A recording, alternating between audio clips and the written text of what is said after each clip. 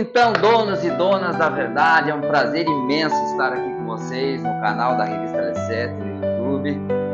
E hoje temos um entrevistado muito bacana, um cara muito legal. Mas antes, eu quero fazer o merchan aqui.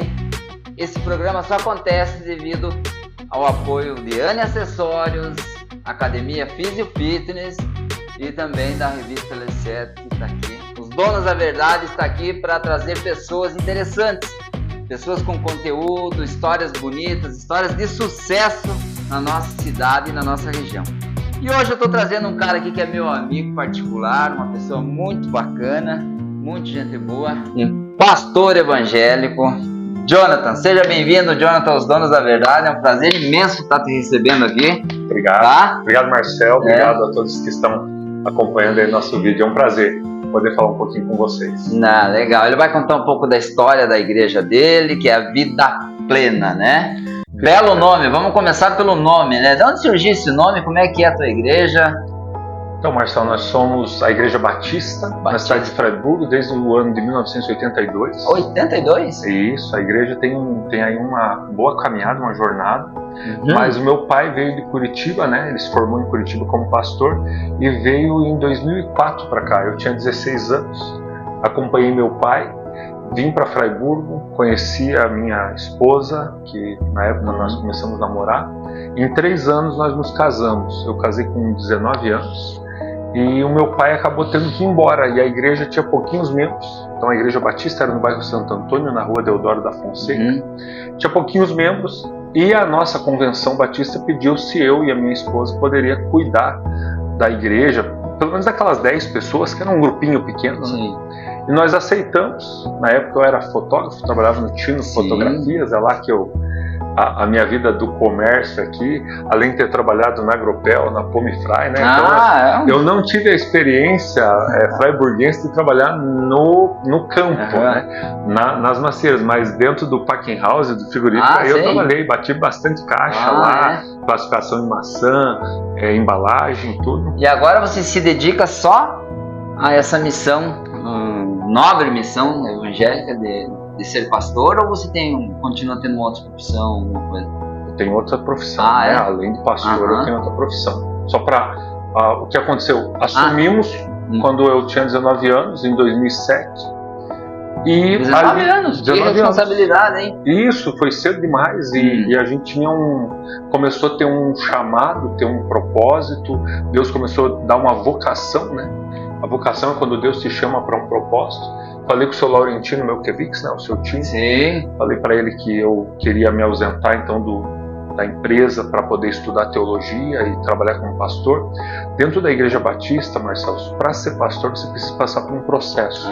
E a formação da faculdade, a formação teológica é obrigatória. Então eu já pastoreava, mas eu era um pastor ainda não oficial. E aí eu passei a fazer a faculdade, então, de teologia. Você fez quantos anos? Isso, são 4 anos, na faculdade de teologia. Onde é que era? Em Florianópolis. Então eu ia e vinha de Florianópolis durante esse período. Diretão. Minha esposa me acompanhou, na época nós não tínhamos filhos. E aí que eu me formei, então, daí pastor. Aí eu fui oficializado pastor em 2012. Mas nós já cuidávamos da igreja todo esse período aí. A igreja começa a crescer. E aí nós precisamos sair do prédio do Santo Antônio, lá do bairro do Santo Antônio, para vir para o centro, tentar vir para um lugar mais, né, um lugar mais visível. E foi quando nós fomos para trás do Posto Maçã. Eu já acompanhei vocês. Ali foi quando a cidade descobriu. Atrás do Posto Maçã? Sim. E ali que Deus me deu uma estratégia. Vou te contar a estratégia. Vai lá. A estratégia é Igreja Batista. Se eu coloco o nome igreja na fachada, algumas pessoas já têm um pouco de restrição, já não querem entrar, algumas pessoas já não se sentem tão confortáveis. Se eu quero fazer um encontro de bandas, ou se eu quero fazer uma palestra da prefeitura, um evento da CIAF, se o nome está igreja, fica esquisito. Então Deus me deu a estratégia que foi pôr o nome Vida Plena Hall. Hall é de salão, de espaço, e que o espaço é neutro.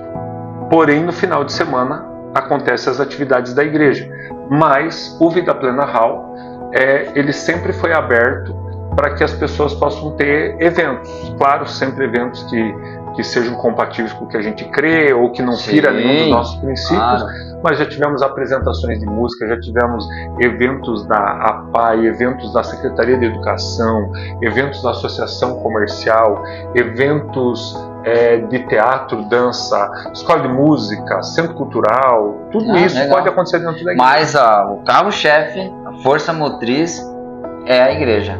Vida Plena Hall é só um nome para a gente poder ter essa abrangência e trazer as pessoas. Ajuda também para a gente atrair mais jovens, né?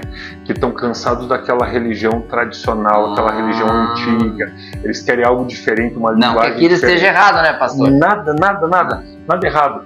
Mas ao mesmo tempo que a religião tradicional alcança pessoas, a gente também, de um jeito diferente, tenta alcançar essa juventude, né? Tenta atrair essa juventude. De lá, vocês vieram aqui para Rio Grande do Sul. Rio Grande do Sul.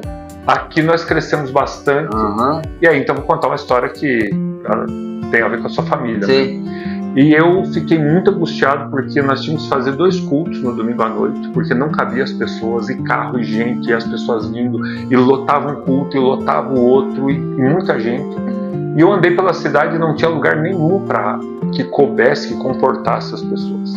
Até que eu recebi uma mensagem, então, do seu Edi, né, seu pai, e eu já conhecia ele desde o tempo que ele era prefeito, mas naquela época eu recebi uma mensagem dele, foi ele que me convidou. Ele falou assim: quero falar com o senhor, pastor. Eu fui falar com o seu Edi, e o seu Edi falou: pastor, temos a antiga boate que fez parte aí da história da cidade, marcou aí os anos 80, 90, 2000, de uma forma marcante na região, não só na cidade. E ele falou: e hoje está disponível, pastor, e do seu pai eu ouvi ele dizer assim: gostaria que fosse uma igreja ali. E fomos olhar, gostamos, vimos que dava certo. Ele autorizou para a gente entrar, reformar, mudar, mexer. Foi uma trabalheira. Lembra? Naquela época, bastante. E aí, então que... Quantas visualizações deu o vídeo lá que vocês fizeram? Na época deu umas 25 mil visualizações. Para nossa região, para a época. Não era uma época de nem Instagram, a gente não usava, né? Facebook, YouTube. Mas saiu uma notícia na região, né? Eu lembro do primeiro jornal de caçador que dizia assim: antiga boate Kengos Club se transforma em templo religioso. Essa era a temática. Legal. Saiu em Joaçaba, saiu em Videira, saiu em Caçador, saiu aqui. E por uns 2 meses, pessoal, sem parar, eu parava em qualquer mercado, em qualquer lugar, as pessoas vinham falar comigo: sério que lá onde era Kengos vai ser a igreja? E foi algo muito legal. As pessoas tinham muitas lembranças, muitos casais se conheceram aqui, as pessoas tinham história, até hoje eu escuto, né, as histórias. Então, nos últimos anos, a nossa igreja, a nossa comunidade funciona no antigo prédio, né, a antiga boate que temos plano, e no mesmo formato. O lugar é aberto para eventos da cidade. Nós já tivemos aqui, temos muita parceria com o pessoal da dança gaúcha, já tivemos baile de formatura, já tivemos cursos aqui dentro, já tivemos eventos da prefeitura inúmeros. Então essa é a temática. E eu e a minha esposa esse ano completamos agora em janeiro 18 anos à frente da igreja. 18 anos cuidando da igreja e pastoreando. E como é que está a igreja agora? Aumentou o número? Pode falar quantos fiéis tem? Posso. Hoje nós estamos no prédio, que é grande ali, nós acomodamos 600 pessoas se usar o máximo da nossa capacidade. Né? Está lá na parede? Está lá na parede. Nós já estamos visualizando a possibilidade de fazer 2 cultos, por causa da quantidade de pessoas. Bastante cheio. Nós temos um espaço para crianças excelente, toda a parte. Quem conhece da época, a parte da lenta, a parte de baixo, onde tinha ali a pizzaria ao lado, tudo ali é espaço para as crianças, um capricho, tudo bonito, caprichado. É uma igreja familiar, muito familiar, então bastante ênfase para as crianças, bastante atenção aos adolescentes, aos jovens e também para os adultos, para as famílias. Hoje nós estamos crescendo bastante nos últimos dias aí. Pastor, me clareie minhas ideias, eu até anotei aqui, o que é batista, pentecostal, essas denominações, você sabe explicar para os nossos que acompanham aí, pessoal? O que acontece, gente? Nós temos o cristianismo. O cristianismo vem dos apóstolos. Sim. A igreja católica, então, a partir de um determinado momento da igreja primitiva, nos primeiros séculos, ela passa a se chamar Igreja Católica Apostólica Romana. A igreja católica é a única igreja cristã no mundo, católico de universal, é a igreja do universal. O que aconteceu? Quando chegamos ali no ano de 1500, em 1517, nós temos um rompimento da Igreja Católica. E esse rompimento é interessante, é bom falar para as pessoas, para os espectadores. Os leigos. Lutero não teve a ideia, vamos rachar e fazer uma nova igreja. Tanto que o nome, quando você estuda na escola, é Reforma Protestante. Por que Reforma Protestante? Porque o Lutero queria mudar algumas coisas. Ele queria algumas coisas que ele considerava que precisavam ser atualizadas, mudadas. Ele queria mudar. Então o Lutero era um homem meio revolucionário. Então ele escreveu as suas teses, foi na igreja de Wittenberg e fixou na porta da igreja as teses onde ele dizia, olha, eu não concordo com as indulgências, eu não concordo com isso. Então, práticas que a Igreja Católica tinha naquela época, né, Idade Média, e que ele discordava. Houve um grande tumulto em tudo isso. Lutero foi acusado, foi perseguido, e por ele ter sido acusado e perseguido, surgiu um grupo, que daí nós temos aí na nossa cidade também a comunidade da Igreja Luterana. Surgiu um grupo que é a Igreja Luterana, surgiu os luteranos, surgiu os reformados, os protestantes. Por que protestante? Porque protesto. Sim. Né? Então hoje dentro da linha... Então nós temos o cristianismo. Católicos e protestantes são cristãos. Isso precisa bem claro. Às vezes as pessoas falam, não quero mudar de religião. Católicos e protestantes são cristianismo, é a mesma religião. O que muda é que os protestantes, então, eles passaram a ter práticas diferentes da Igreja Católica, e aí surgiu, eu estou falando resumidamente, né? Aí surgiu, então, as primeiras denominações, os primeiros grupos, os luteranos. Depois nós vamos ter alguns grupos, os reformados. Aí nós vamos ter pessoas como o Zwingli, o João Calvino, nós vamos ter o Jacob Armênio. E eles começam a debater teologia e surgem alguns grupos com algumas linhas de pensamento teológico. Então, por exemplo, a Igreja Batista surge a partir do momento que eles perceberam que o batismo, a palavra batista vem de batismo, né, de baptismo, de batismo, e a Igreja Batista, ela surge por defender essa doutrina do batismo, de mergulhar, de ser adulto, diferente da Igreja Católica, diferente da luterana, que também na época, as igrejas reformadas que também batizavam só bebê por aspersão é água jogada na cabeça, e imersão é o mergulho. Então esses nomes, essas denominações, eles surgem a partir de algumas divisões de teologia, de entendimento de como as coisas funcionam. Os batistas, eles são contra a união de igreja e Estado. Então, por exemplo, algo bem importante, tem muitos convites políticos, a igreja vai crescendo, a gente é muito assediado politicamente. E a Igreja Batista não comunga com a política. Cada cidadão, membro da igreja, tem seu partido, tem sua opinião, tem seu voto. Eu, como pastor, não me posiciono publicamente, mas no particular tenho uma opinião, tenho meus candidatos, aquilo que eu penso. Mas a Igreja Batista, ela não elege um vereador, ela não apoia ela não permite e não faz parte da nossa doutrina. Nós cremos que essa divisão Estado e Igreja é muito importante. A gente crê que o papel da Igreja na comunidade, falo isso a todos os prefeitos que assumem, nosso papel na comunidade é poder servir a prefeitura com ação social, servir a prefeitura com alguma atividade que vai beneficiar a cidade. Então precisa de uma força-tarefa, o Vida Plena está disponível.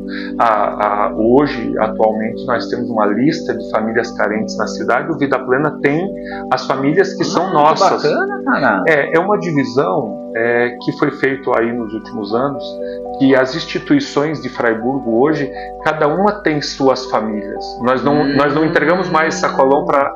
Não vem o Rotary Club e o Vida Plena, entrega sacolão numa casa e vem aqui e entrega no mesmo. Não, hoje é dividido.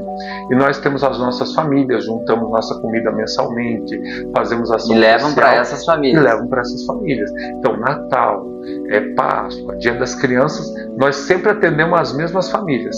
E é feita uma observação, um acompanhamento para ver se a família evoluiu, e daqui a pouco ela não precisa mais do auxílio. Então tem que fazer esse acompanhamento. Na verdade, Marcelo, o ideal seria que a sociedade, a gente contribuísse mais ajudando a levantar essas pessoas em situação carente.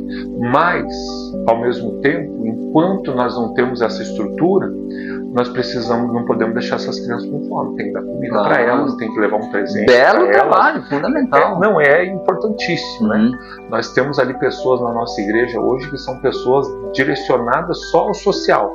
Quando você entra no Vida Plena, você já tem uma pequena, um armazém, assim, uma dispensa, aonde já está ali nossas doações, as pessoas todo mês levam comida, se montam cestas básicas e se distribuem para a comunidade. Para quem vive no centro, temos muito problema social, né, no Brasil, né?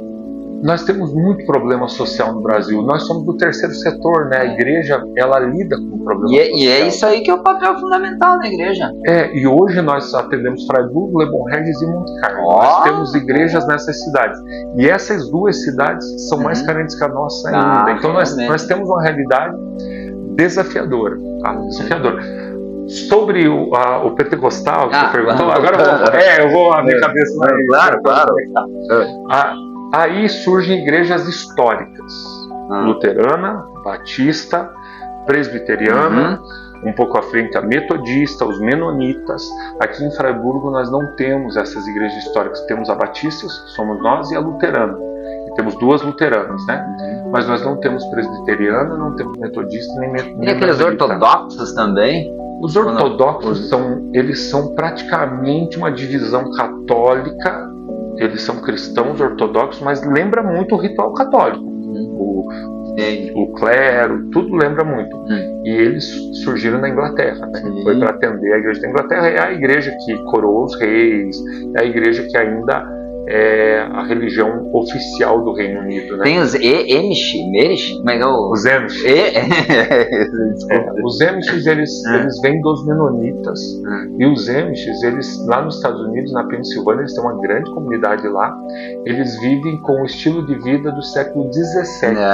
Eles não mudaram, eles usam charrete, não usam energia elétrica, eles não se comunicam com esse mundo externo. É algo curioso. Não tem violência. Eu não tive o privilégio de visitar. Tenho amigos aqui que tiveram, mas é um lugar que eu gostaria de visitar. Eles vivem, costuram as próprias roupas, cuidam dos animais, são prósperos financeiramente. Eles falam o idioma deles próprios. Eles não falam o inglês. Eles não falam inglês. E eles têm uma cultura. Eles entenderam. O Menon Simons, que foi o fundador dos Menonitas, ele dizia que conforme vem o avanço da tecnologia, isso vai contaminando a fé das pessoas. Ele não está errado de certa forma, né? Ele não está errado de certa forma. Porém, o nosso entendimento, nós os batistas, é que não é proibindo uma televisão, ou proibindo um celular, ou proibindo a vida no meio da comunidade que você vai ter santidade. A santidade vem de uma decisão, escolhas, e a pessoa tem que administrar isso no seu dia a dia, no meio da comunidade que ela está, sem se isolar. Mas é válido o que eles fazem. Eles têm uma comunidade no Paraguai que vive semelhante, bem interessante. É a mais próxima. É a mais próxima de nós, né? No Brasil, eu acredito que não temos. Temos os menonitas, mas não os Amish. Então, é bem interessante. O movimento pentecostal, porque daí então todas as igrejas antes do movimento pentecostal são históricas. E são poucas. São essas que eu estou falando, é uma lista pequena de igrejas. O movimento pentecostal começa em 1903, 1904, na Rua Azusa, na cidade de Chicago. E lá na Rua Azusa há um avivamento, há um despertamento. É onde surge a igreja avivada, que fala em línguas estranhas, que tem os dons, que fala sobre cura. Os cultos são mais fervorosos, com mais gritos, eles são mais intensos na oração, na fé. E aí surgem denominações famosíssimas do Brasil, do movimento pentecostais. A principal dela é a Assembleia de Deus. A Assembleia de Deus é a maior denominação evangélica do Brasil. Então, ela só perde para a católica, segundo a vida. Ela perde para a católica. E hoje está assim. Se pegar a católica e os evangélicos no último censo cresceram muito. Então hoje nós temos assim, entre católicos e evangélicos, os católicos estão beirando os 50%. Então, já tá com taco. É um número expressivo, porque nos anos 90, Marcelo, em 1990, os evangélicos eram 5% da população, eram pouquíssimos. Predominava o catolicismo e os evangélicos eram poucos. cresceu muito. Por que cresceu muito? As igrejas evangélicas, elas procuraram essa comunicação de geração, essa inovação. Hoje, graças a Deus, a Igreja Católica tem movimentos muito bons, carismáticos. Nós temos padres, e eu até faço referência aí à nossa cidade, padres mais modernos, com a cabeça boa. Você se une em volta e meia por causa? Eu e o padre Edson, sim, temos boa amizade, apesar dele ser corintiano, né, e eu ser palmeirense, né. Os pentecostais são esses. Eu vou dizer as igrejas pentecostais: Assembleia de Deus, Congregação Cristã do Brasil, Deus é Amor. Quadrangular também. A Quadrangular entra no movimento pentecostal. E vem várias igrejas menores. A maioria dessas menores igrejas pequenas, muitas delas são pentecostais. Se caracterizam por roupa, normalmente usam roupa social, as mulheres usam saia, normalmente Vocês não exigem isso? A nossa igreja não exige isso, né? Exige que seja uma roupa decente, porém com liberdade de escolha. Pastor, é um assunto delicado, mas virou um comércio. A igreja? As igrejas, né? Então vamos lá. Quero que você me explique isso aí, para quem está assistindo, quem é leigo, que olha e diz: meu Deus, mas isso aí só estão em busca de dízimo, só em busca de dízimo. Então vamos lá. Vamos lá. Eu vou dar continuidade. As tradicionais, as pentecostais, e depois, nos anos 80, no Brasil vai surgir as igrejas neopentecostais. Eu vou tomar muito cuidado, porque eu não quero ofender ninguém. Mas as igrejas neopentecostais são as igrejas televisivas, da televisão. Essas são as neopentecostais. O que eles são? Eles usam uma teologia que nós chamamos a teologia da prosperidade. O que é a teologia da prosperidade? É uma dinâmica muito simples. Eles fazem muitos cultos, tarde, à noite, final de semana, de manhã.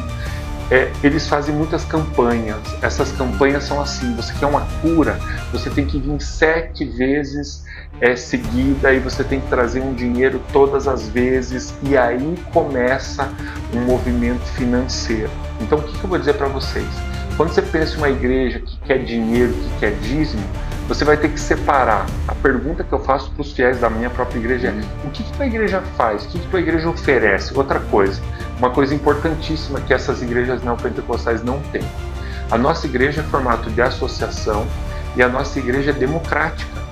Então a nossa igreja, nós temos uma diretoria estatutária, onde o dinheiro é administrado pelos tesoureiros, presidente e vice-presidente.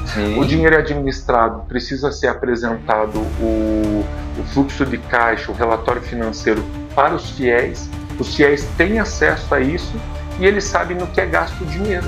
Então é muito simples, eu tenho bastante liberdade de chegar lá na igreja e dizer: olha pessoal, preciso que vocês entreguem ofertas, entreguem dízimo, porque eles sabem onde está sendo gasto. Ou, por exemplo, se eu chegar hoje na Caixa Econômica Federal, onde tem nossa conta bancária, eu como pastor não posso tirar R$1, não posso movimentar nada, porque eu sou só o pastor. Eu sou contratado da igreja, a diretoria, as tesoureiras da igreja me pagam o meu salário. Eu tenho salário.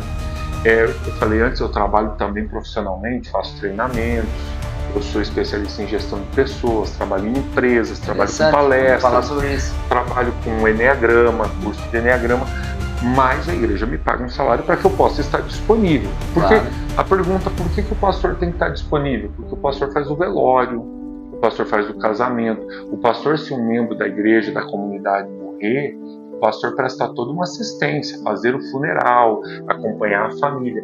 Então o meu trabalho, ele exige que eu esteja disponível à minha comunidade, à minha igreja. Hoje nós somos 2 pastores contratados, né? Eu e o pastor Eduardo Cipriano Pereira, que trabalha comigo, e nós 2 estamos nos dividindo para atender. Então nós visitamos doentes, nós fazemos os treinamentos, nós fazemos toda a parte de assistência pastoral da igreja. Para quem é católico, seria o trabalho que o padre faz. Por ser muito grande a comunidade católica, tem os ministros que auxiliam o padre pelo tamanho, mas é o trabalho que o padre faz: visitar um doente, fazer um funeral, fazer um casamento. Então, qual é a diferença? Igrejas que são nesse formato, então, por exemplo, Marcelo, aqui dá para a gente ter um entendimento claro. Primeiro, a igreja não manda dinheiro para fora. Ela tem um CNPJ em Friburgo, um CNPJ local. Então nós temos um CNPJ local, nosso dinheiro que entra aqui na comunidade fica aqui, é gasto aqui na comunidade e é prestado contas. Como se fosse uma associação. Você já participou de associações, escoteiros? Sim, é bem isso aí. Então fica uma coisa fidedigna. Se alguém chegar aqui para nós, aonde está sendo gasto o dinheiro? Quanto dinheiro o pastor leva? O pastor recebe o salário dele. E o outro pastor recebe o salário dele, a mulher da limpeza recebe salário, a pessoa da nossa secretaria recebe salário. Então nós temos funcionários, nós temos aí, por exemplo, se as pessoas vêm à comunidade e não trazem suas ofertas, nós não conseguimos ter um som, nós não conseguimos ter um ar-condicionado, nós não conseguimos pagar o aluguel, nós não conseguimos manter nossa estrutura e nem manter os funcionários. Por isso a importância do 10%. É 10%? Então, as contribuições são espontâneas. Quem se torna membro da igreja, eles passam a entender, isso aí é pessoal.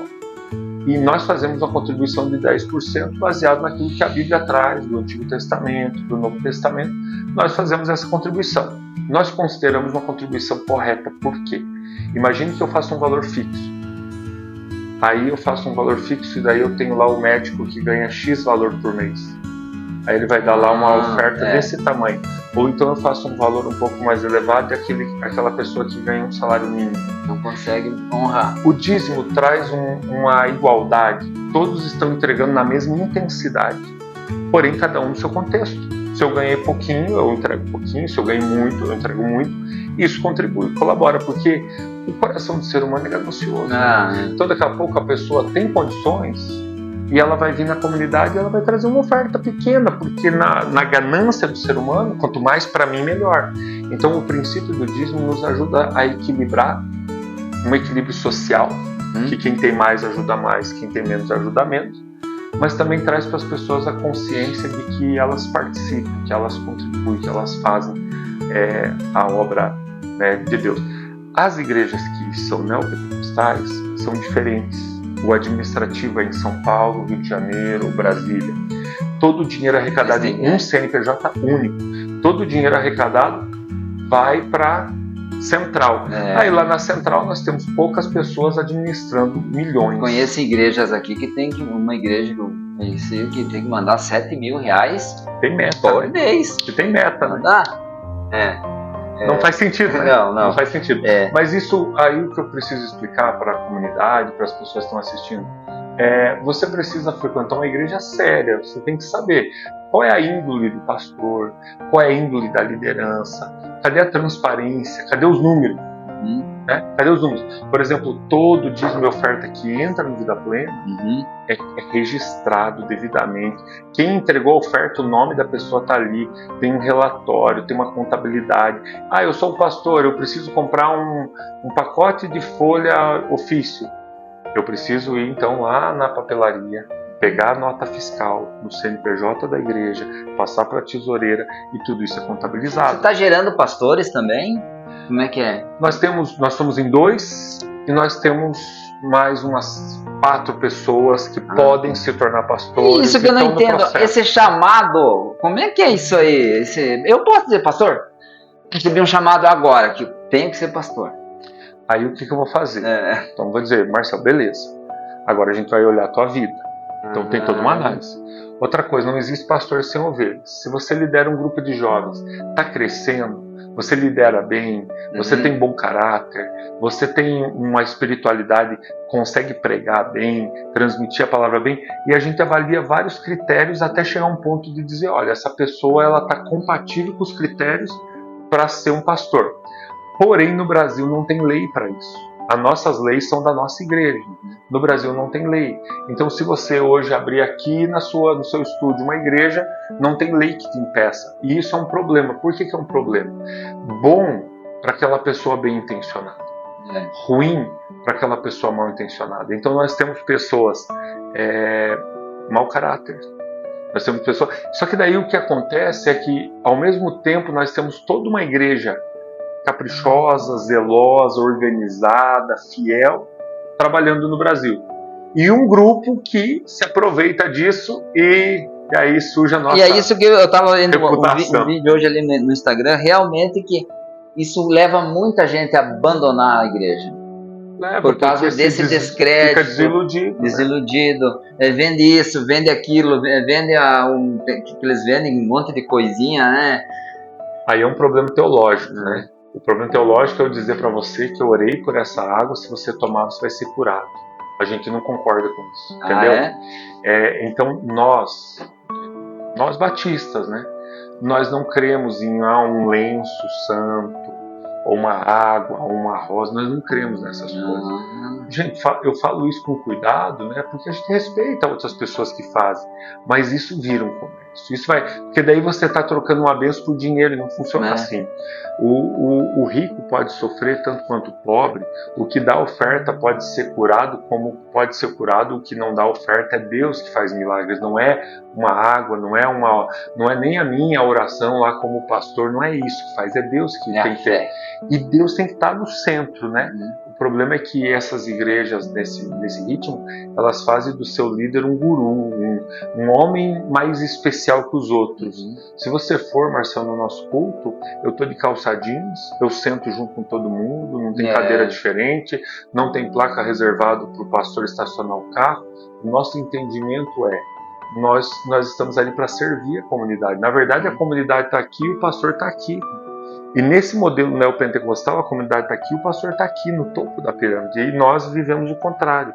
Nós servimos a comunidade. Nós estamos aqui para aconselhar, ajudar pessoas com casamento, ajudar com filhos, a servir a comunidade. Pastor, é um assunto delicado. Mais um. Homossexualidade, igrejas afro, né? Todo esse pacote que muita igreja discrimina e critica e acontecem até abusos.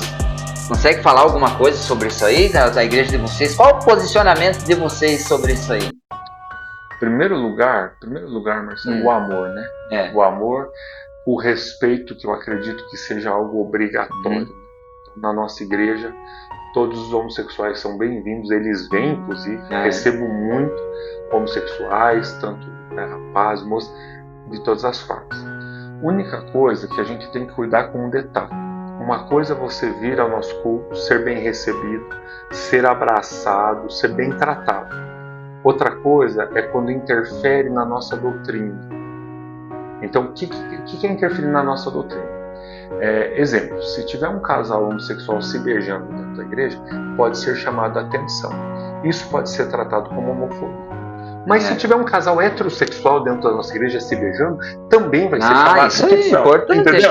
Importante. Então, assim, eu sempre quando eu penso no homossexual, eu falo assim, gente, não pode ter agressão ao homossexual. Não pode, de forma alguma. Eles têm direitos igual a todo mundo. Isso, e não pode ter uma agressão ao heterossexual, é a mesma coisa, né? Então, assim, a grande questão é, por exemplo, existem doutrinas. Essas doutrinas é a base da nossa fé, daquilo que é o conjunto de regras, procedimentos da nossa igreja. Então, nossa igreja, Vida Plena, a Igreja Batista, ela não realiza casamento homoafetivo. E isso é delicado, porque os casais me pedem para fazer o casamento e eu não posso fazer, porque isso esbarra na nossa doutrina. O que eu peço para eles? O que eu peço aos homossexuais? Que tenham paciência e tenham também uma coerência de também ter o respeito com aquilo que vem antes de nós, a nossa doutrina, a nossa fé, a interpretação nossa da Bíblia. Então nós não realizamos casamento homoafetivo. Porém, os homossexuais são bem-vindos dentro da nossa igreja, certo? São bem-vindos dentro da nossa igreja. Desde que não usem promiscuidade, desde que sigam a cartilha da igreja. Como todos os outros. Como todo mundo. E as afro? As afro, em que sentido você diz? Candomblé, vocês respeitam as religiões? É um grande desafio. É um grande desafio. O espiritismo, toda a sua linha. O espiritismo também. Porque as religiões afro, matriz africana, a base teológica é espírita. É muito semelhante, né? Muda a ritualística, mas é a mesma. Então funciona assim. Nós jamais vamos agredir, nós jamais vamos ir lá no centro espírita, quebrar, fazer qualquer movimento de ataque à religião deles, certo? Porém, dentro da nossa doutrina, vai cair dentro da nossa doutrina algumas entidades que lá para eles têm uma veneração, eles incorporam, nós aqui dentro da nossa doutrina, nós atribuímos a nomenclatura de demônios. E é isso que eles ficam muito chateados. Tá? E nós usamos essa nomenclatura desde que a igreja existe. Sim. E é a nomenclatura que nós temos bíblica para usar. Porém, respeito às religiões afro e não fico ali no púlpito atacando o candomblé. Não tem necessidade para isso, né? E não há necessidade de criar qualquer tipo de atrito ou qualquer tipo de ataque. Fui na África. Isso aí era uma pergunta. Eu fui na Angola, né? Então, se falamos de raiz de religiões de matriz africana, fui na Angola, me relacionei com as pessoas, conversei com as pessoas, comi com as pessoas, fiquei lá os dias que fiquei unido junto com as pessoas, sem nenhum tipo de preconceito, sem nenhum tipo de problema. Eles me acolheram muito bem, eu com o coração aberto a eles, tudo correto. Então é uma questão de bom senso, né? Agora eu ouço no Brasil centros espíritas que são atacados, ou críticas à pessoa, daqui a pouco é usado uma rede social minha, ou aqui numa oportunidade dessa, para atacar, para ferir. Gente, as pessoas que estão lá são pessoas fazendo o seu trabalho, de acordo com o seu entendimento. Eu penso diferente, mas isso é do ser humano pensar diferente.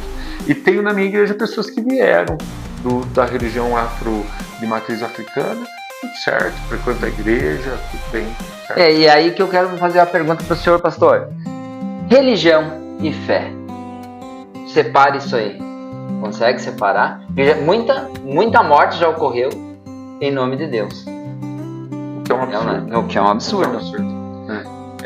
Em primeiro lugar, quando eu falei lá no começo que a Igreja Batista separa Estado e Igreja, se nós voltarmos ali para o período das revoluções, nós vamos ver que a igreja era envolvida no conflito, mas o conflito era um conflito de interesse de poder e de dinheiro. Então se usava a igreja para isso. Então nós tínhamos a Inglaterra, e nós tínhamos a França, e a França era católica, a Inglaterra em um certo momento passa a ser protestante, com a igreja ortodoxa, nós temos a Alemanha que passa a ser protestante, e eles então guerreiam essas guerras santas, ou então no momento da Inquisição, onde se vai os católicos retomar a Terra Santa, expulsar os muçulmanos. Então tudo isso são absurdos e atrocidades, e isso não é correto de acordo com o Evangelho. Quando você vai para o Evangelho, que você vai ver os ensinamentos de Jesus, Jesus vai dizer para Pedro: guarda essa espada, essa não é a nossa luta, nós não vamos lutar com a espada, nós vamos lutar de outra forma, né? Que é com amor, que é com pregando o Evangelho e semeando o Evangelho. Agora hoje no Brasil nós temos um certo clima, uma tensão entre as igrejas, entre as religiões, muito voltado às vezes à política, à ideologias. Nós temos muito isso ainda no Brasil. Gente, nós temos ainda muito preconceito religioso, muito preconceito racial. Nós temos muito. A nossa cidade, o que nós encontramos de preconceito racial ainda na nossa cidade, e daí quando falamos das religiões de matriz africana, falamos dos negros, né? Na nossa cidade, poucos negros, né? Poucas pessoas negras, e sofrem preconceito. Eu brinco, né? A italianada, os alemães são duros, e muitas vezes nas suas brincadeiras, aquelas velhas brincadeiras, traz o preconceito na sua essência. Então isso é uma coisa absurda, né? A fé em Deus, Marcelo, em Deus ele não está ligado a nenhuma religião. Deus ele não está aliançado com a minha religião. A minha pergunta é se a minha igreja está obedecendo os princípios do Evangelho e da palavra, e se a minha igreja está procurando obedecer a Deus. Mas Deus ele não está preso à minha religião, e nem a nenhuma, né? Então o que nós falamos... Mas a católica não está na Bíblia, que é a única? Não está. Não, desculpe, eu estou perguntando, porque isso é uma coisa que todo mundo pergunta. Não está. O cristianismo, sim. Os apóstolos, o cristianismo, sim. O que a Igreja Católica ela fez? Ela se apropriou então dessa versão de que ela é a única por ter começado com Pedro. Porém, Pedro começa a Igreja cristã. Nós protestantes também somos cristãos. Só que nós somos protestantes porque em um determinado momento, no nosso entendimento, lá na época, se entendeu que a Igreja Católica, por se unir muito a poder, a governo, esse da Inquisição e tantos outros, E a igreja protestante, ela é uma igreja cristã que também deriva de Pedro e dos apóstolos. A Bíblia não faz nenhuma referência a Pedro como Papa, em nenhum momento essa expressão não tem. Então nós somos uma igreja cristã, derivamos dos apóstolos, do Evangelho e procuramos agradar a Deus. Mas Deus não está preso ou no catolicismo, ou no evangélico, no protestantismo. Deus é Deus, nós precisamos agradá-lo com a nossa fé e com a nossa devoção. Vocês idolatram imagens, pastor? Não. Não? Essa é uma das diferenças do que aconteceu na Reforma Protestante. O que? Porque, veja bem, não é bonito você entrar numa igreja católica, ver um trabalho de um artesão, uma estátua, né? O Deus pregado na cruz, que eu discuti com a minha namorada, que ela é da Assembleia, a gente conversou sobre isso, que eu disse, mas lá, aquele Cristo lá, tá para mostrar que ele sofreu por nós. Ela, não, ele ali tá mostrando um Cristo morto, e o nosso Cristo é vivo. Eu penso igual ela, então. É? Nós usamos a cruz vazia, né? O evangélico usa a cruz, pode usar o crucifixo, aqui a cruz, mas algumas igrejas evangélicas levam a cruz em cima, mas é vazia, né? E esse é o nosso entendimento. A Bíblia vai trazer, no Salmo 115, e lá em Êxodo 20, quando nós vamos ter os 10 mandamentos, a Bíblia vai trazer uma orientação. Não façam para vocês, né, imagens de escultura, obra de artesão, não se prostrem diante delas, não façam orações a essas imagens. Esse é o nosso entendimento, nós não fazemos. Os católicos me explicam a versão deles, que é só uma referência de uma pessoa assim. Respeitamos, tudo certo, mas nós não temos. É uma das grandes diferenças, tá? E não tem santo também lá? Não tem santo, nem o pastor, nem os membros, não tem santo. Também não. Não, todos pecadores aprendendo com Jesus, crescendo, né? Mas não tem as imagens, né? Mas o Cristo é vivo. Cristo é vivo. Também eu vou ter que concordar aí. A visão que eu tinha é justamente que ele sofreu por nós, né? Me explique também, pastor, esse negócio de sofreu por... Por que sofreu por nós? Nós precisávamos de uma pessoa sofrendo por nós? Desculpe, para explicar para eles e elas. Quando a gente vai em Romanos, capítulo 3, versículo 23, vai dizer assim: todos pecaram e separados estão da glória de Deus. Deus é 100% santo. Se nós somos pecadores, então nós estamos fora. Estamos longe de Deus. Há um abismo entre nós e Deus. É o que a Bíblia vai falar. O salário do pecado é a morte. Romanos agora 6:23. O salário do pecado é a morte. E o dom gratuito de Deus é a vida eterna.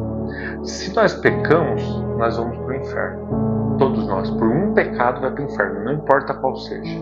E todos são pecadores iguais. Não existe um pecadinho, pecadão, quem pecou mais. Eu dei uma pau, peguei um negócio lá. Não. Tudo igual. Pecado é pecado. Uma pequena mentirinha e roubar um banco é tudo pecado. As consequências são diferentes. Tá? Se eu minto, eu posso pedir perdão, contar a verdade. Se eu roubo um banco, eu posso ir preso, eu posso levar um tiro e coisas assim. Mas o pecado para Deus é tudo igual. Então todos nós merecemos o inferno. Todos nós merecemos o inferno. Mas aí a Bíblia vai dizer o seguinte: desde o Gênesis até o Apocalipse, a Bíblia vai dizer o seguinte: mas se um inocente, se alguém puro, inocente 100%, morrer como um sacrifício, como no Antigo Testamento era o cordeiro. Não sei se você já foi lá na missa e ouviu um momento da liturgia que diz assim: esse é o cordeiro de Deus que tira o pecado do mundo. Assim como o cordeiro era um sacrifício, um animal inocente morrendo no lugar de um pecador, quando Cristo veio, Cristo era 100% homem, ele nasceu da Virgem Maria, 100% ser humano, e ele era 100% santo, ele nunca pecou, ele é o único que nunca pecou nessa terra. E quando ele morreu na cruz do Calvário, foi para pagar os nossos pecados. O exemplo que eu posso usar é assim: eu sou o teu pai, você cometeu um determinado crime e foi preso.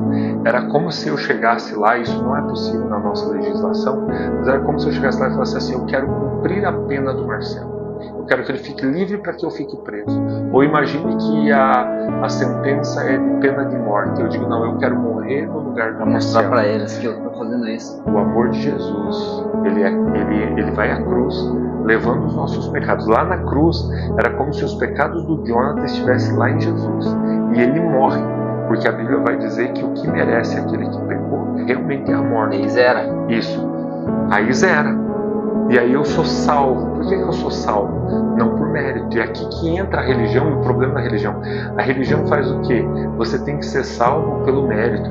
Se eu orar mais, se eu jejuar mais, se eu for mais na igreja, se eu der o dízimo, Não. A salvação é através de Jesus Cristo pela graça. O que significa a graça? A palavra graça significa favor não merecido. Um presente que eu não mereço. Eu não fiz nada para ganhar.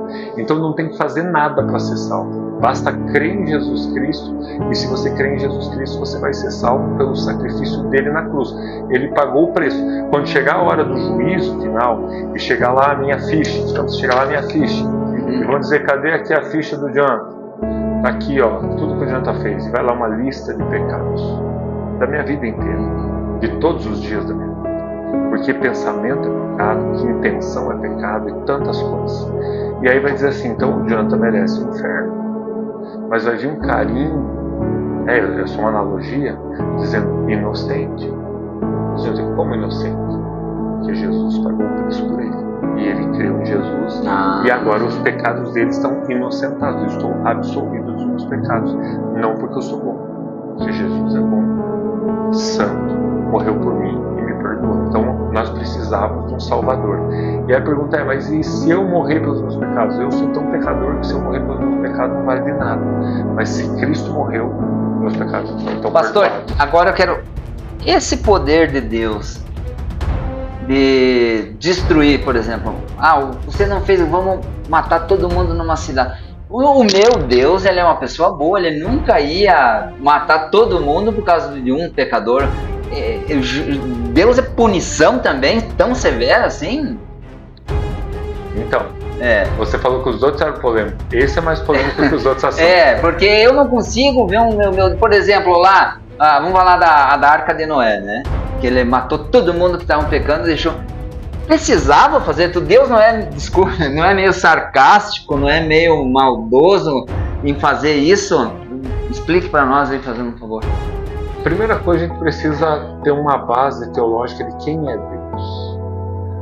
A teologia é o conjunto da interpretação bíblica, da exegese, toda a exegese bíblica.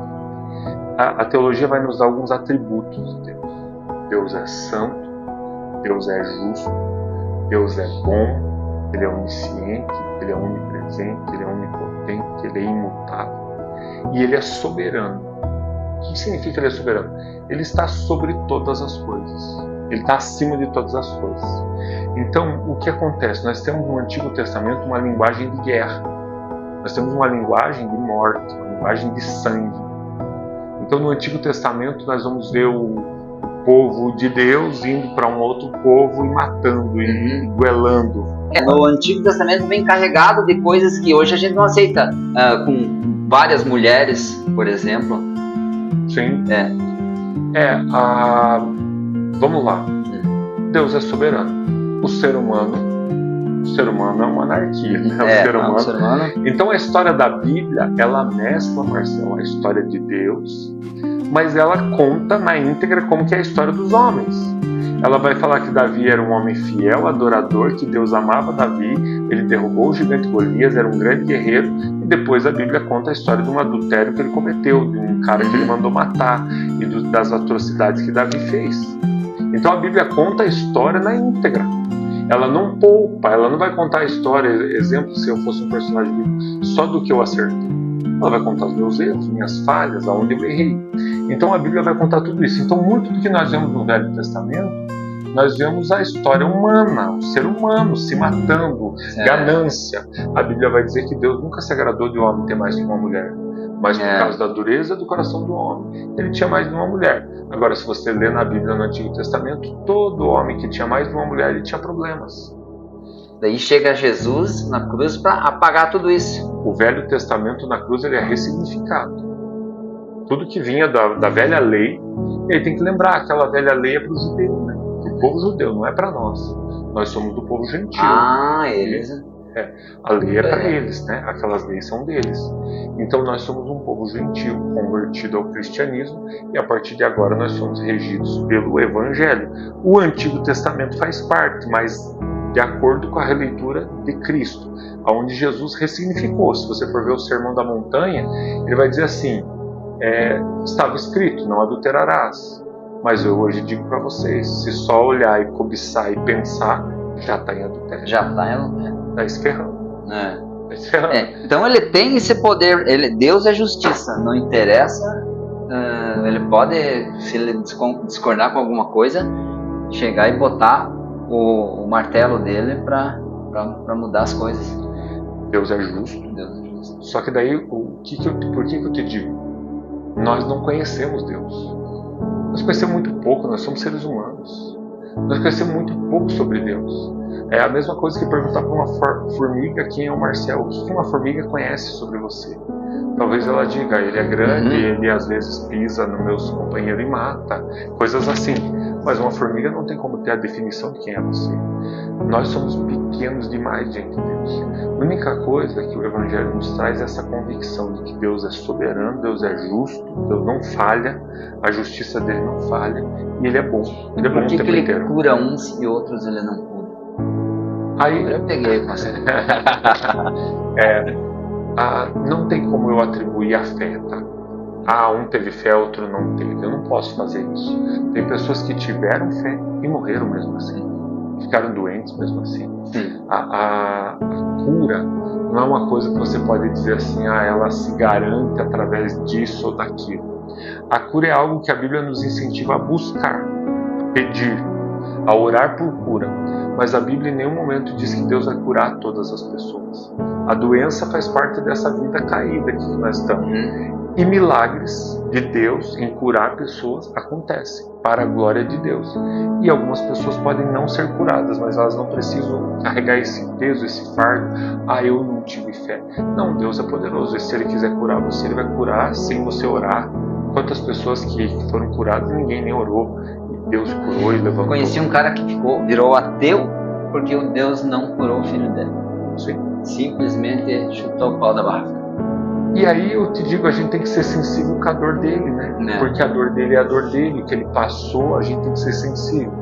Porém, a base teológica é: se Deus não curar meu filho, Deus é Deus, Deus é soberano, Deus é bom. Eu não sei por que ele não curou, mas ele é bom.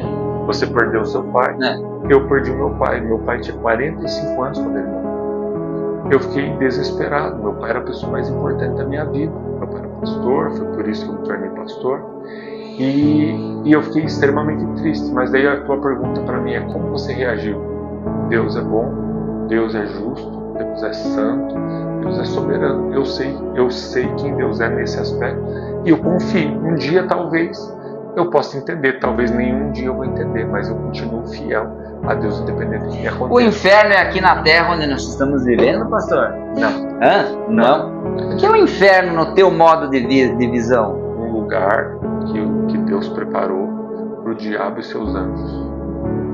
E a partir do momento que as pessoas se recusam a receber Jesus, a receber o Evangelho, a receber esse presente de graça, e é para todo mundo, mas a partir do momento que as pessoas se recusam a receber, elas então após a morte vão para esse lugar do inferno. Na teologia protestante, sem purgatório, sem chance de sair de lá. Então por isso a nossa pregação ela é muito, você pode perceber que os pastores eles são muito veementes no que eles pregam. Se arrependa, entrega a sua vida a Deus, entrega o seu caminho a Jesus, faz isso enquanto dá tempo, porque depois da morte você vai para um julgamento, e esse julgamento, se você morreu sem crer em Jesus como teu Senhor, isso não tem nada a ver com religião, mas crer em Jesus como teu Senhor, você vai. Pastor, a Bíblia não foi direcionada por Constantino, o imperador lá, porque tem muitos livros apócrifos também que falam. Você tem conhecimento sobre toda essa celeuma que aqui até aquele livro Código da Vinci mencionou, não sei se chegou a ler aquilo. Você tem alguma coisa a mencionar sobre essa questão aí, da Bíblia? Nós temos assim, imagina que está acontecendo a história de Fred. Tá? E tem o Marcel aqui, Lemos. E várias pessoas te conheceram. E você foi uma pessoa marcante. Várias pessoas escreveram sobre você. Então quando você vai falar dos evangelhos, muitas pessoas falaram sobre Jesus. Escreveram a história de Jesus. Escreveram livros, cartas falando sobre Jesus. Mas nem todos esses escritos são escrituras sagradas. Sim. Existe o cânon bíblico. O cânon bíblico é os livros que passaram pelo crivo. Eles são livros que eles têm a mesma linha, a mesma linguagem, eles são compatíveis entre si. Existem os apócrifos e existe lá na frente a igreja, na hora do Concílio de Trento, a Igreja Católica, ela vai nessa contra-reforma, ela vai querer validar, e ela valida alguns livros que não tinha na Bíblia original, não tinha na Bíblia que se era usada até então. E é aí que a Bíblia dos crentes e a Bíblia dos católicos se torna diferente, porque a Bíblia dos crentes não tem Tobias, não tem Judite, não tem Macabeus, não tem alguns livros, porque esses livros foram oficializados no Concílio de Trento. Antes disso eles não tinham. A Bíblia protestante segue a Bíblia que era a anterior, a católica, a que era usada na Igreja Católica. Os textos que a gente usa para dizer que nós pensamos diferente da Igreja Católica estão na nossa Bíblia e na Bíblia Católica igual, não tem diferença. Mas alguns livros nós não consideramos. Jesus foi casado? Não. A tua visão de Judas, teve 2 Judas, né? Teve 2 Judas. O Judas o traidor. Porque eu ouvi dizer que Judas, o traidor, que Jesus foi induzindo ele, levando ele a cometer isso aí. E não deve ter fundamento, né? Qual a tua visão sobre Judas? Judas cometeu o pecado da ganância, né? Da traição. Ele traiu Cristo, né? E isso não foi Deus que fez ele fazer, né? Ele fez. Então... Agora, Jesus já sabia que ele ia fazer. Ah, é? Isso. Então, quando fala que vai ter frase lá de Jesus dizendo assim: há entre nós um traidor, há entre nós alguém que vai me trair. Jesus já sabia. Jesus sabia todas as coisas. E ele se arrependeu? Judas não. Judas se suicida. Né? Ah, é? Ele se desespera após a morte de Jesus ali. Ele compra o campo com as moedas de prata. Ele devolve as moedas de prata. O pessoal compra o campo e ele se suicida. Eu estava vendo ontem na Netflix Moisés. Moisés era um cara, pelo que eu vi lá, até os comentaristas estavam falando, era um cara muito sangue na veia, né? Muito estressado. Qualquer coisa que saísse atravessado com ele, tanto que ele quebrou as tábuas, né? Você acha que a figura de Moisés, qual a tua impressão de Moisés? Se eu te falar uma coisa agora, você vai falar aqui interessante. A Bíblia diz que ele foi o homem mais paciente que teve. Ele era paciente. O ponto dele quebrar as tábuas é porque chegou no extremo. O pessoal levou ele ao extremo. Ele perdeu a paciência umas 2 vezes na história, mas ele liderou um povo. Ele foi um líder, poderíamos dizer hoje um líder praticamente político, né? Porque ele liderava um povo, liderava toda uma... Ele esteve lá na alta sociedade, né? E daí ele cresceu no Egito, aprendeu todas as camadas. Depois ele foi expulso, né? Ele teve que fugir por medo de perseguição e de morte. Ficou no deserto mais 40 anos e depois ele volta então para resgatar o povo dele, né? Que era o povo escravo, os hebreus. Né? Os hebreus eram escravos, que são os judeus atuais, né? São a nação de Israel. E aí ele lidera esse povo para sair do Egito. Ali teve pragas, né? As 10 pragas, ali tem todo esse enredo, toda essa história. Mas a Bíblia diz que ele era muito paciente, né? Pastor, para nós encerrarmos aqui, que já deu 1 horinha aqui, a gente ensina boas maneiras, não com conselhos, mas assim com exemplos. Qual exemplo o pastor Jonathan está deixando para a sociedade? Qual o exemplo que eu estou deixando para a sociedade? Em primeiro lugar, Marcelo, o meu maior pedido a Deus, né? O meu maior pedido a Deus é que eu possa completar minha vida aqui, quando for morrer, que eu possa ter vivido uma vida de integridade. Né? Porque não adianta eu pregar para todo mundo, não adianta eu ensinar e não ser íntegro. Então, o meu desejo, meu pedido é uma vida de integridade. O maior exemplo que eu posso deixar para a sociedade, para a comunidade, é como eu trato a minha família. É como eu trato a minha família. Meu pai morreu, eu adotei meus 3 irmãos, meus irmãos moraram comigo. Na época descobrimos que a Dai estava grávida do nosso segundo filho. Foram 5 meninos, né? 5 meninos que nós criamos. Hoje os gêmeos e o Mateus, já veio lá, meus irmãos são adultos, são casados, são pessoas maravilhosas aí na nossa comunidade. E eu acho que o maior legado que eu posso deixar é minha fidelidade a Deus, minha integridade e a forma como eu trato minha esposa, a forma como eu trato os meus filhos, a forma como eu trato a minha família. Porque se eu não sou um bom pastor em casa, se eu não sou um bom homem para minha família, então tudo que eu fiz na igreja, na cidade, na sociedade, não valeu de nada. Eu acredito que a família é o bem mais precioso e eu tenho procurado, né, se eu quero deixar um legado, é esse legado de pai, de marido e de um pastor fiel, de um pastor íntegro, que respeito minha igreja, não cobro lealdade deles apenas, mas também sou leal a eles, às ovelhas, aos membros da minha igreja.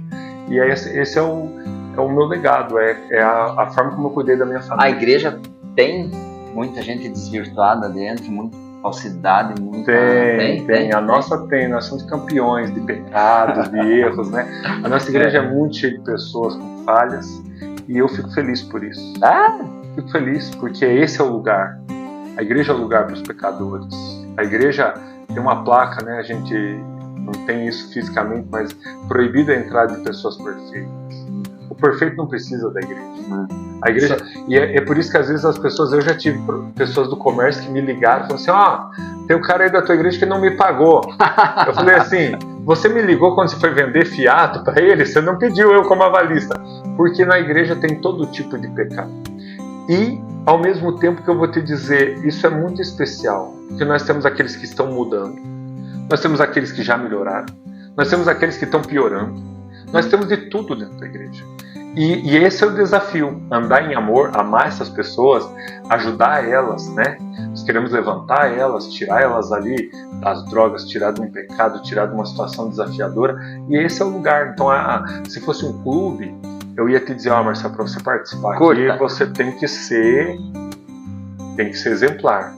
Mas como é uma igreja, é aberta a todas as pessoas. Todos têm espaço, tem lugar para todo mundo. É uma grande família com seus defeitos, com as suas falhas. E nós queremos ajudar todas as pessoas a cada vez mais. A missão, né, da nossa igreja é ajudar as pessoas a encontrar o caminho de volta para Deus. Isso aí. Quer deixar suas considerações aí, pastor? Muito obrigado, agradeço o convite. Não estava preparado para responder tantas perguntas, mas fico feliz de poder falar um pouquinho. Você que está assistindo, receber o nosso carinho quando quiser nos conhecer. Estamos aqui na antiga Boate Kings Club, né, na rua João Marcos Vieira, 410. É um prazer e uma honra poder servir vocês, e nós não somos, aí para terminar, né, nós não somos uma igreja que servimos a nós mesmos, nós somos uma igreja que queremos servir a comunidade, né?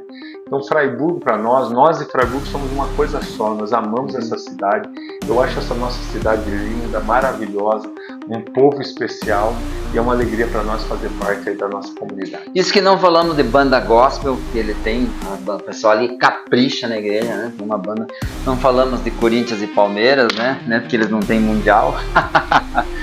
Mas então, pastor, eu falei aqui com o pastor Jonathan, qual é o sobrenome? Krupzak.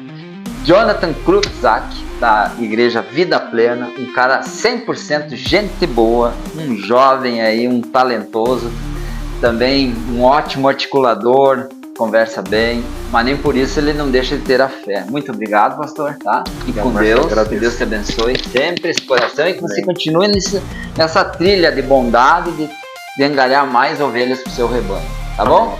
Obrigado pela participação, donos e donas da verdade, num oferecimento especial de Anne Acessórios, Academia Physio Fitness, Academia do Dante também, que está aqui, gente boa, Dante, Revista L7. Até uma próxima, espero que vocês tenham gostado. Até mais.